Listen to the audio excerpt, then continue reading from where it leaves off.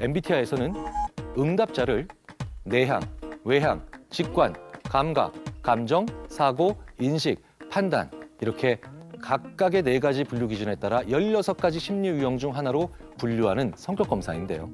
얼마나 그 열기가 뜨겁냐면요. 이른바 MZ세대 사이에서는 처음 만났을 때 상대방의 이름보다 중요한 게 MBTI라고 말합니다. 그리고 연애 상대를 매칭할 때 MBTI를 고려하는 소개팅 앱도 생겼고요. 한 여행사에서는 MBTI 유형별로 여행지를 추천하기도 한답니다. 그리고 실제로 취업을 할 때 자기소개서란에 MBTI를 필수로 기재하는 회사까지 생겼다고 합니다. 자, 그런데 굉장히 많은 심리학자들이 이 MBTI로 사람에 대해서 이렇게 많은 것에 대한 판단을 하는 걸 우려합니다. 사실 MBTI는 우리 인류가 수십 년 동안 가장 오남용하고 있는 검사라고 봐도 무방합니다. 이런 분들 많으실 거예요. 어머나, 예전에 ENTP였는데 지금 ISTJ예요. 어머나, 나 사람 확 바뀌었나 봐. 이런 얘기를 하거든요. MBTI가 왜 자꾸 바뀔까요? 제가 얼마 전에 어떤 기업에서 입사한 지 3개월 정도밖에 되지 않은 신입사원들을 대상으로 MBTI를 한번 해보라고 말씀드린 적이 있습니다. 그 담당자분이 저한테 오시면서 교수님, 우리 회사의 모든 신입사원들은 거의 대부분 내향적인 것 같아요. I로 나왔다는 거죠. 왜 그럴까요? 남의 말을 주로 경청한다에 예스하기 때문입니다. 신입사원이 남의 말을 안 들으면 안 되죠. 자, 그런데 그분이 더 재밌는 얘기를 하십니다. 우리 회사의 전무님들은 다 E예요. 외향적입니다. 당연하겠죠. 전무님 정도 된 분이 주도적으로 얘기해야 되죠.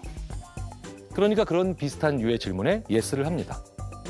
MBTI가 왜 자꾸 바뀌냐고요? 지난 3, 4년 동안의 나의 사회적 얼굴을 보여주기 때문이에요.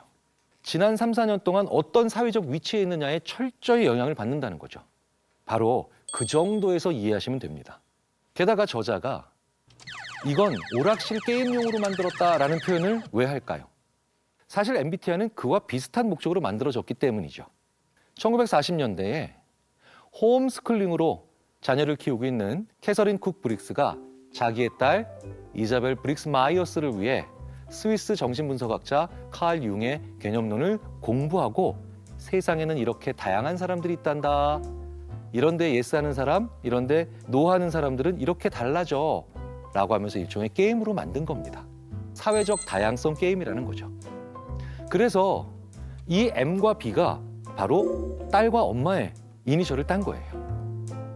자, 그런데 여기서 게임이란 뜻은 무엇일까요? 행동이 다른 방식의 피드백으로 나타나기 때문입니다. 인간은 굉장히 재밌게도요.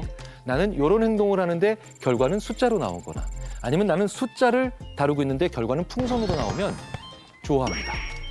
그리고 그게 게임이에요. 갑자기 내가 곡괭이질을 열심히 하다 보니까 월드 곡괭이질 랭킹이 나옵니다. 자, 내가 무엇을 행동을 하는데 그게 전혀 다른 방식의 형태로 정보가 결과가 나온다? 재밌죠. 게임인 거예요, 그런 면에서. 게임적 요소가 있는 것들은 우리로 하여금 무언가에 홀딱 빠지게 만듭니다. 전 국민을 독수리 타법에서 벗어나게 만들어줬던 건 뭘까요? 한메타자 게임이에요. 거기서 우리나라 국민들이 열심히 자판을 외워야지 라고 하면서 암기를 했던 게 아니죠. 오로지 국민들이 했던 건 베네치아가 침몰되는 걸 막았던 것뿐이에요. MBTI 역시 나는 문항에 답을 했는데 결과가 4개의 철자로 나옵니다. 그러면서 상대방에 대해서 더 쉽게 알 수 있다라고 하는 느낌까지 주죠. 그래서 더 쉽게 현혹되는 겁니다.